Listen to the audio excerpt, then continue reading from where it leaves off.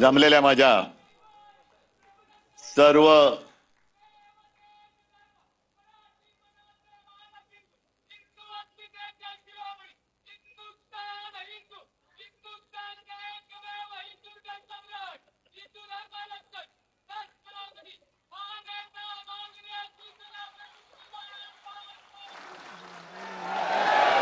जमलेल्या माझ्या सर्व शिवसैनिक बांधवांनो, भगिनींनो आणि मातांनो,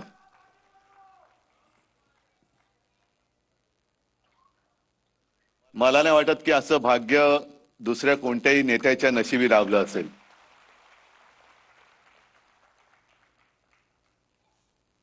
आजपासून शिवसेना प्रमुखांचं जन्मशताब्दी वर्ष सुरू होते.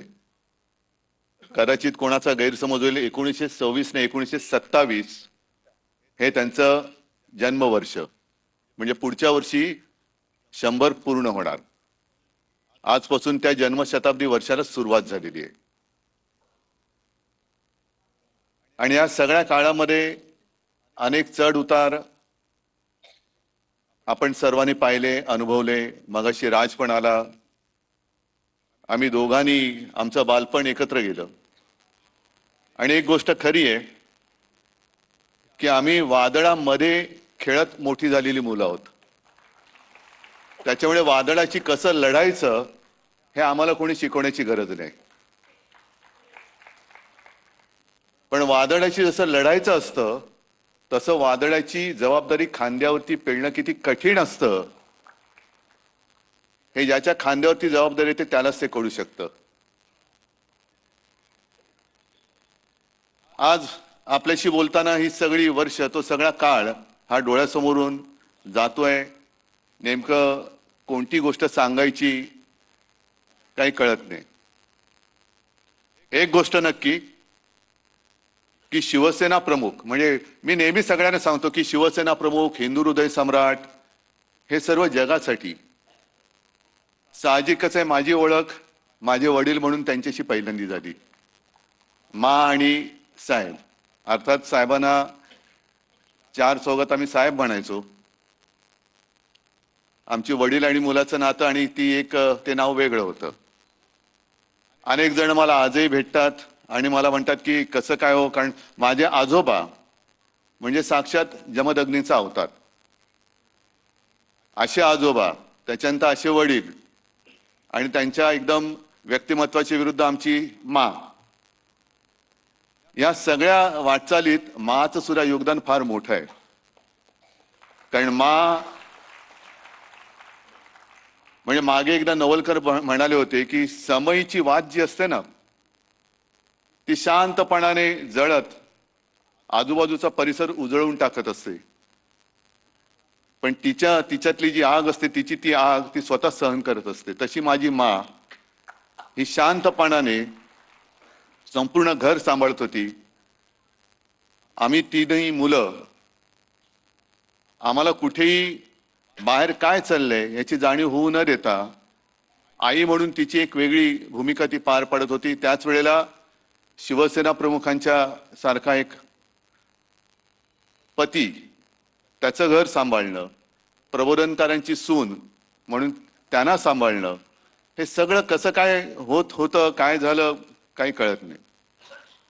आणि मग म्हणजे मी तुम्हाला सांगत होतो की अनेक जण आजही भेटतात आणि म्हणतात की बाळासाहेब आणि प्रबोधनकार म्हणजे काय हो, घरी तुमच्या काय कसं वातावरण होतं. म्हटलं तुम्हाला कल्पना नाही की प्रत्यक्षात हा माणूस कसा होता. राज मगाशी जे बोलताना सांगत होता, घरामध्ये आजोबा आणि वडील आणि आम्ही मुलं आणि नातवंड असंच ते नातं होतं. म्हणजे तुम्हाला आश्चर्य वाटेल की लहान असताना आपण, मला वाटतं बहुतेक सगळेच जण शाळेत जाताना पहिले काही दिवस आनंदाने गेलो असं, अशी फार लोक थोडी असतील. कोण गेलेत का रे आनंदाने हसत असं शाळेत? कोणीच वाटत नाही. म्हणजे आता हसता म्हणजे कोणीच गेलेलं नाही. आणि मी पण तसाच होतो. आणि शाळेला दांडी मारायची असली तर मी माचा आधार नाही घ्यायचो, जाऊन बाळासाहेबांना घट्ट मिठी मारायचो. आणि मग त्यांच्या लक्षात राहायचं. मग मा पाठोपाठ यायची. मग विचार काय नाही, वेळ होत चालली, शाळेला जायचं अजून तयार होत नाही, जाऊ दे ग, एक दिवस शाळेत नाही गेलं तर काय होते. अर्थात त्यांच्यासाठी ते बरोबर होतं, कारण त्यांना स्वतःला आणि माझ्या आजोबांना सुद्धा परिस्थितीनुसार 7वी मध्ये शाळा सोडावी लागली. पण त्यांनी एवढं जे काही कर्तृत्व उभं केलंय की ते ठाकरे नाव पुसायला अनेक जण इकडे उतरतायत, पण अजून ते नावच पुसलं जात नाहीये. असे काय ते वेगळं रसायन होतं आणि त्यांचे आम्ही वारसदार. मग त्याला घराणेशाही म्हणायचं तर घराणेशाही म्हणा, मला त्या घराणेशाहीचा आणि घराण्याच्या परंपरेचा अभिमान आहे आणि माझं भाग्य आहे ते.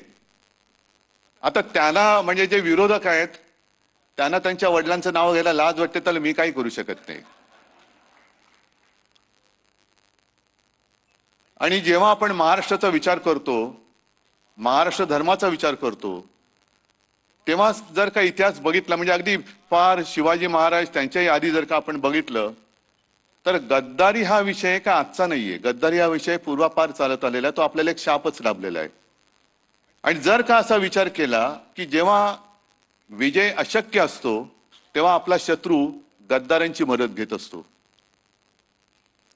आणि गद्दारी जर का आजपर्यंत भगव्याशी झाली नसती तर अतिशयोक्ती वाटेल, पण या महाराष्ट्राने जगाचा इतिहास बदलून दाखवला असता. वाईट कसलं वाटतं की आपल्यामध्ये ती एक म्हण आहे आणि त्या म्हणीची पहिली गोष्ट तुम्हाला सांगतो की एक मोठं वृक्ष असतो, मोठं झाड असतं, किती वर्षाचं असेल म्हणजे आता जसं शिवसेना यावर्षी 60 वर्षाची होईल, 60 वर्षाचं झाड सुद्धा फार मोठं असतं.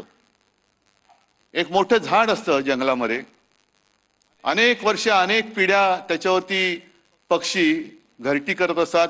त्या पक्ष्यांच्या अनेक पिढ्या त्या झाडाच्या अंगा खांद्यावरती जन्माला आलेल्या असतात, मोठ्या झालेल्या असतात. अनेक काही प्राणी असतात, काही साप पण असतात, खारी असतात.